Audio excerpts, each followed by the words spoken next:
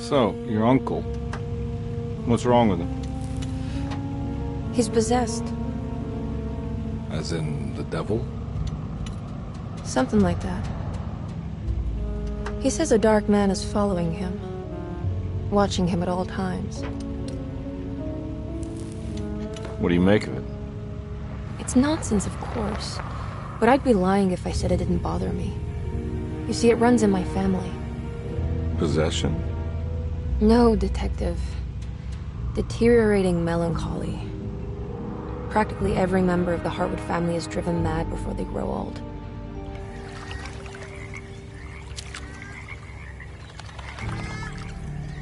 But Jeremy didn't kill himself. Is that why he's at your setup? Despite being convinced that he is truly possessed, he decided to put his last chips on Dr. Gray and his psychoanalysis, figuring he might stumble upon some cure.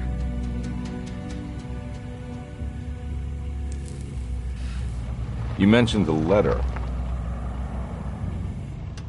I received a disturbing letter from Jeremy accusing the staff and all the other patients of being involved in some cult. And now they are also out to get him. Could it be real? Or is it all just in his head? It's a story he tells himself, Mr. Carnby. Anything to avoid the truth. Which is? That we're all terribly insignificant. That people mean so very little to one another. That there is no one out to get Jeremy Hartwood because he isn't worth getting. Here we are.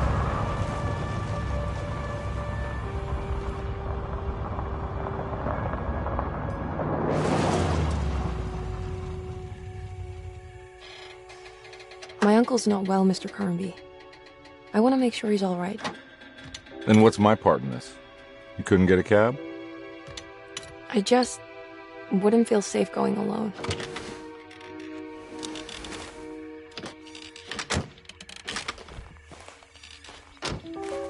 Did you bring a gun? Yeah. You think it'll actually come to that? No. But you might need to wave it around depending on how agreeable the staff will be. What exactly are we gonna do when we find Jeremy? I don't know. Let's just find him first.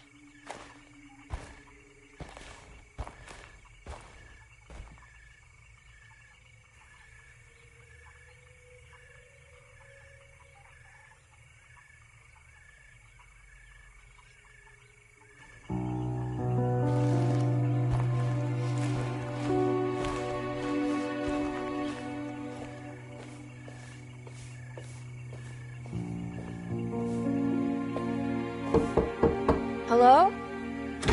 Hello? Looks abandoned. It can't be. There has to be someone around. Wait here. I'll go around back.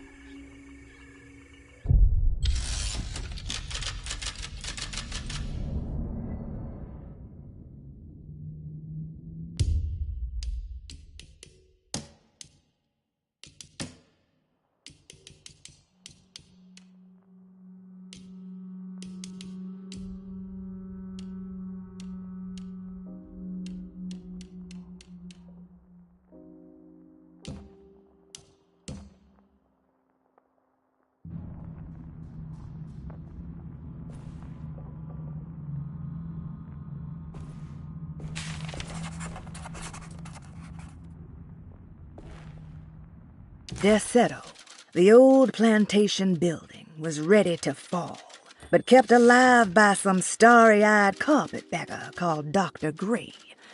Seeing how the staff couldn't even be bothered with answering the door, Detective Carnby figured they would just head inside and grab Jeremy. He just needed to open the front door for Emily first, so she could talk to her uncle.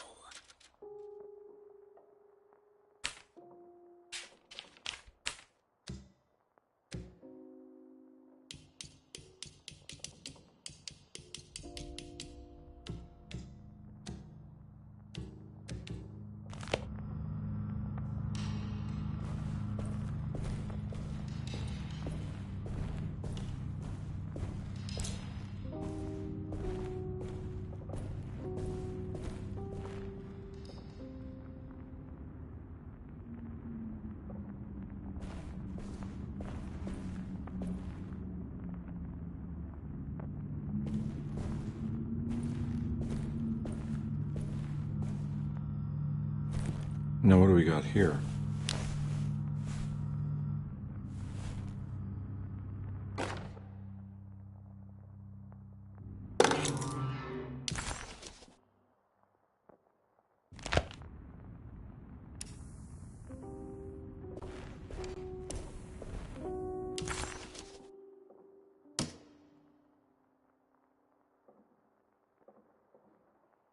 Louisiana State Board of Private Investigator Examiners grants the following license to Edward Carnby, Decatur Street, New Orleans.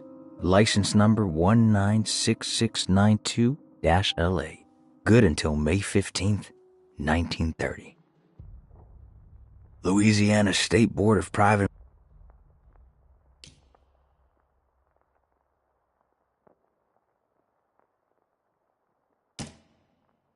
Carnby, why am I hearing from Gloria Allen that you got some job at the loony bin? You better not be thinking of paying her off before me. I don't want to take you for a ride, so get me my money. I'll be at the Maccabean all night if you score some dough. Obed Morton.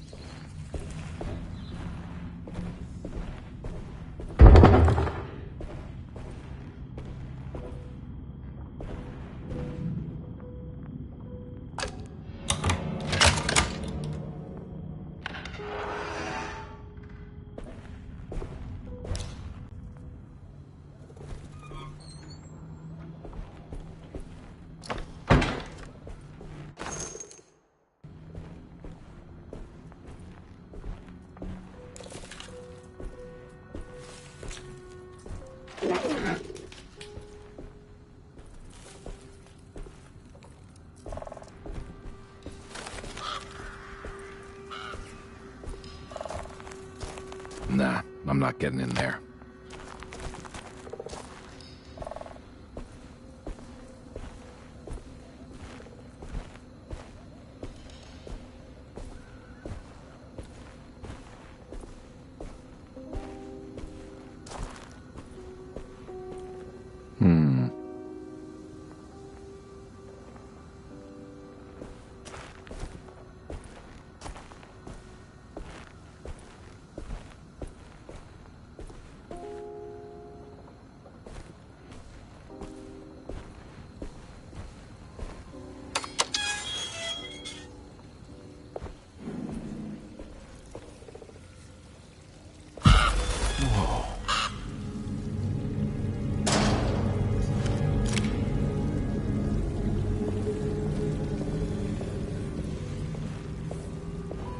That's one big tree to fit inside a conservatory.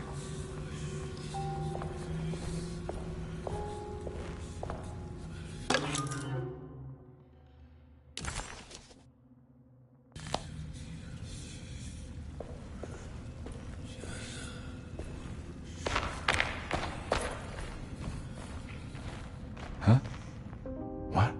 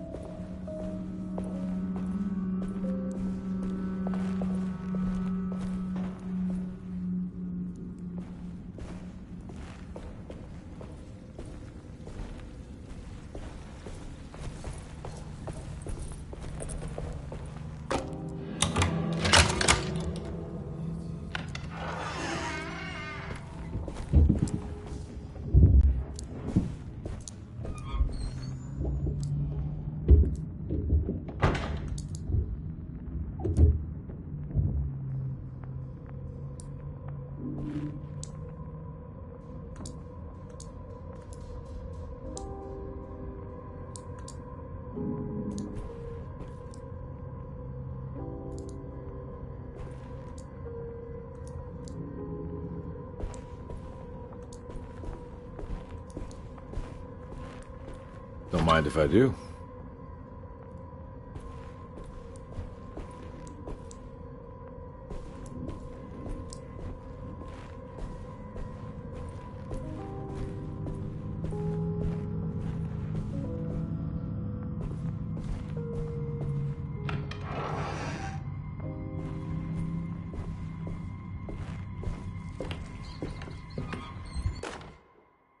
Every day your silence weighs a little heavier.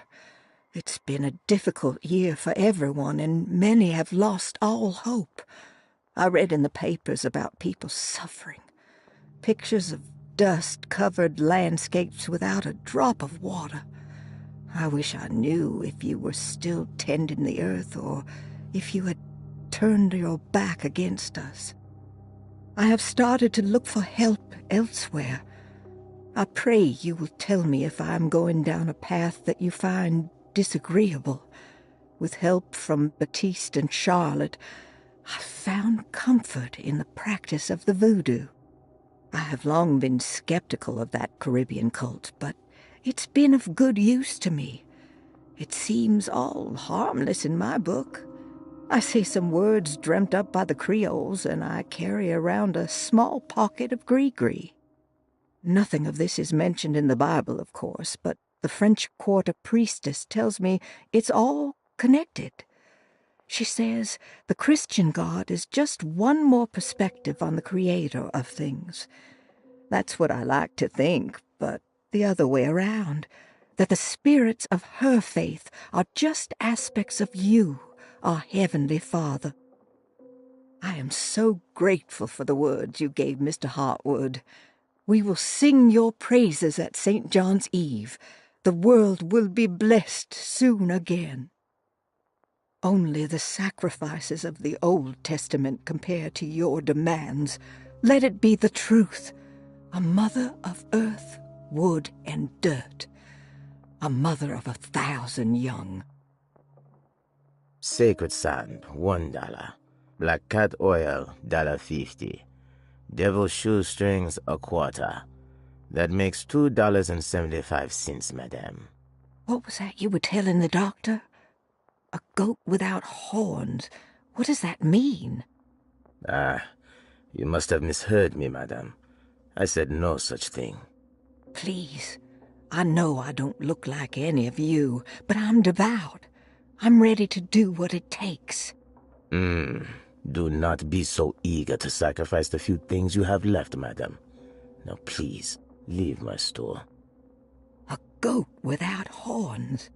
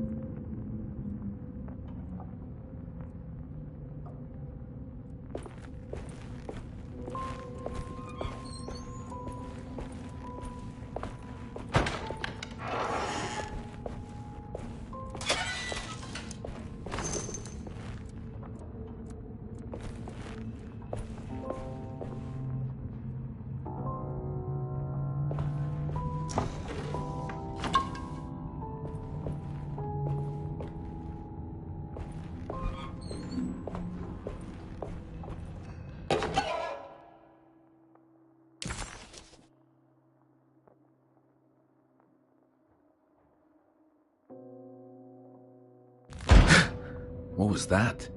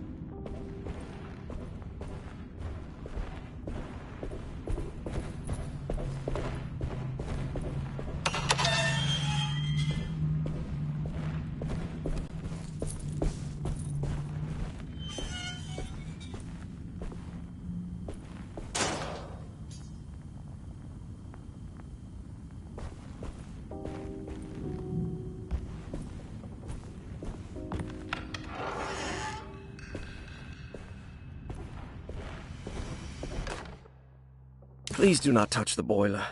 It is working after all. While the sabotage has caused a leak, only the decorative plate has been completely ruined. Let's wait for Mr. Chance to turn up and he can take a look at the leak. Mr. Waits.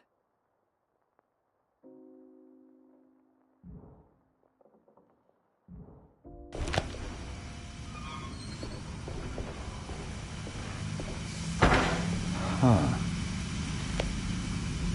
That doesn't look safe.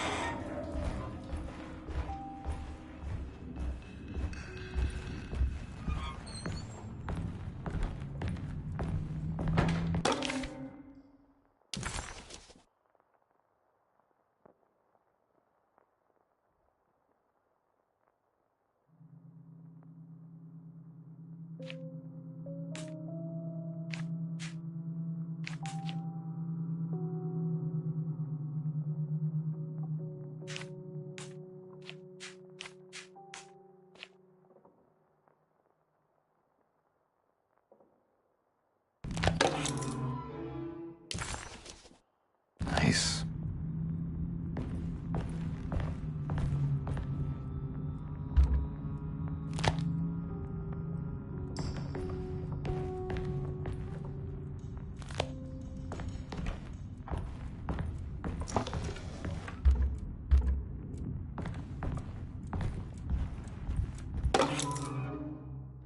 Sunday, June 22nd.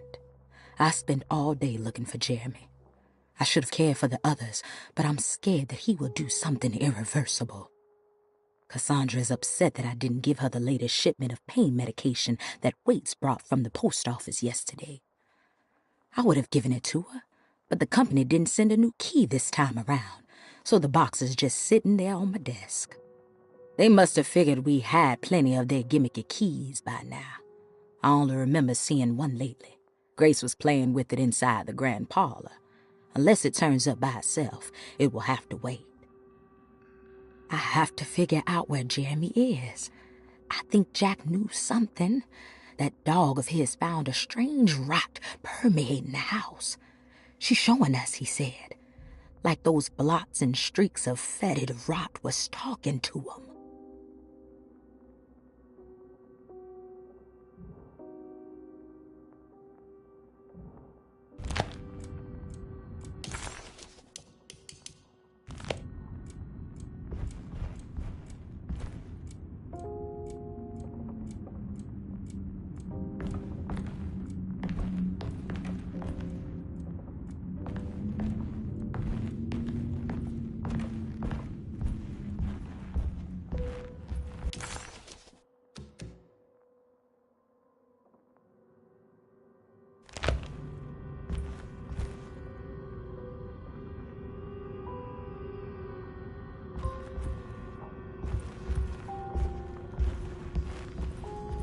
I need the key.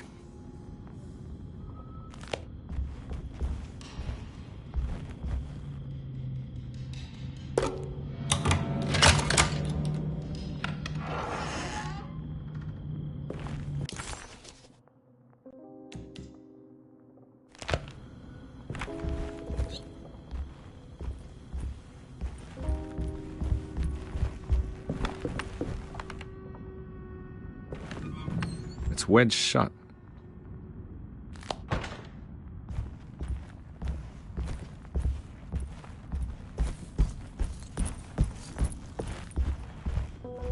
Looks important.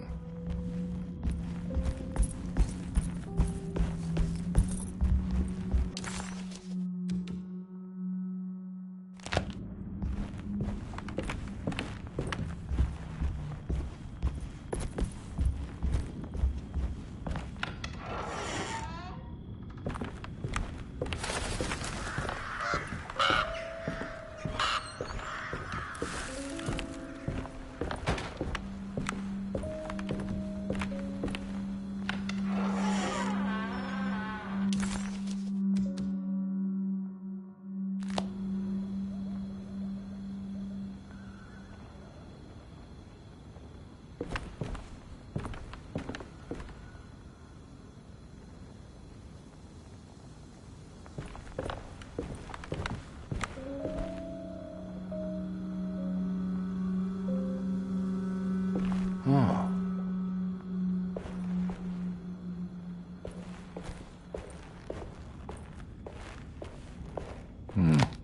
I need the key.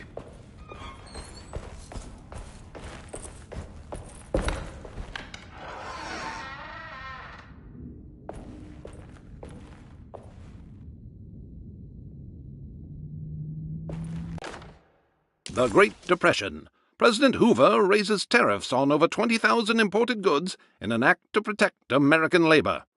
Following the collapse of the Wall Street stock market on October 24 last year, American industry has suffered greatly. Thousands of companies have gone bankrupt and left a large part of the American workforce unemployed. In an attempt to turn the tide, the Smoot-Hawley Tariff Act has been signed by President Herbert Hoover. By regulating commerce with foreign countries, the government hopes to encourage the industries of the United States to compete with cheap foreign imports. Superstition on rise. New Orleans voodoo stores and spiritual mediums see increased profit during troubled times. While the market has faced hard times ever since Black Thursday of last year, voodoo doctors and snake charmers see significant rise in number of customers. With the coming Eve of St. John on the 23rd, the police expect increased cult activity around Bayou St. John, the southern shore of Lake Pontchartrain. Voodoo rituals in that area on the Eve of St. John have a long tradition reaching back to the first snake worshippers brought as slaves from West Africa. During the 19th century, its practice was popularized by the legendary Marie Laveau, and has since been embraced by many of the Creoles and the surviving aristocracy of the French Quarter. Author seeks asylum.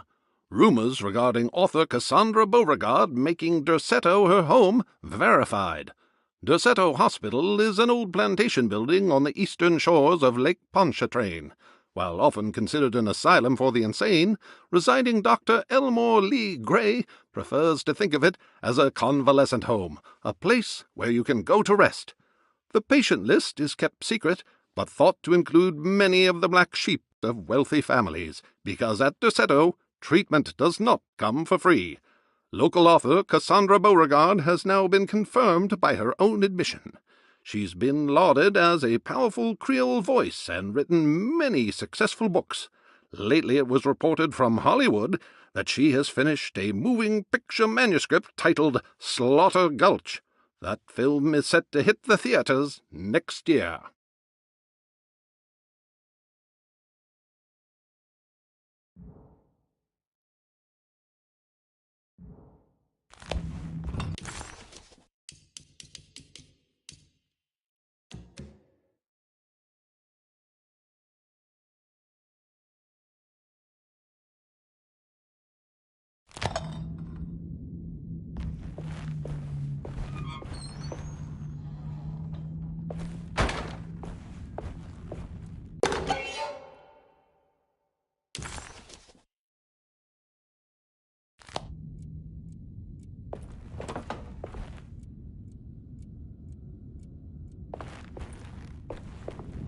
I need the key.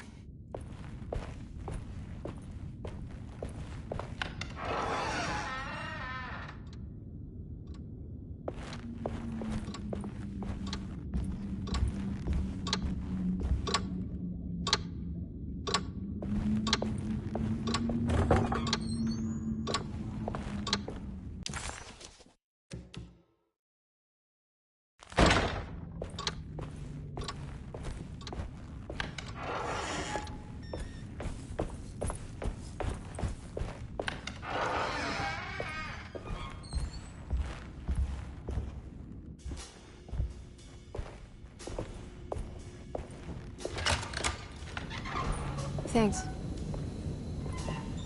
What are you doing? Who are you? Whoa, pardon me, excuse me. My name is Edward Carnby, private investigator. I hope you don't mind we let ourselves inside. I do mind. This is private property. You can't just barge in here. I'm sorry about all this, but I'm looking for my uncle. It's urgent, and no one was answering the door. We can't hear you knocking anymore. None of us can. Who is your uncle, darling? Jeremy. Am I right? She has that heartwood gloom, doesn't she? That's right. I'm Emily Hartwood. I just came to make sure my uncle is all right. Well, he is unavailable right now. You will have to come back another day. Unavailable? How? Is he sleeping? We can wait. He's lost. Don't I know you from somewhere? Who's your man again, Miss Hartwood? My name's Edward Carnby, private investigator. Splendid. Enough! All of you! Get back to your rooms! McCarthy, keep your eyes on the child. And you two, please leave immediately. Look, we're not here to cause any trouble. Just let us see the old man, satisfy the curiosity of my client here, and we'll be off. Jeremy has gone missing. There's no need to worry, but it might be some time before he turns up. The whole staff is looking for him. What? He ran off? I don't have time for any of this. Please, come back tomorrow. All right, in that case, we'll just wait in his room. You don't mind, do you? It's upstairs, right? Wait, you can't. Don't worry, we'll be discreet. In the corridor. It's the first door on your left. I'll tell Dr. Gray you're here. Excellent. Thank you, madam.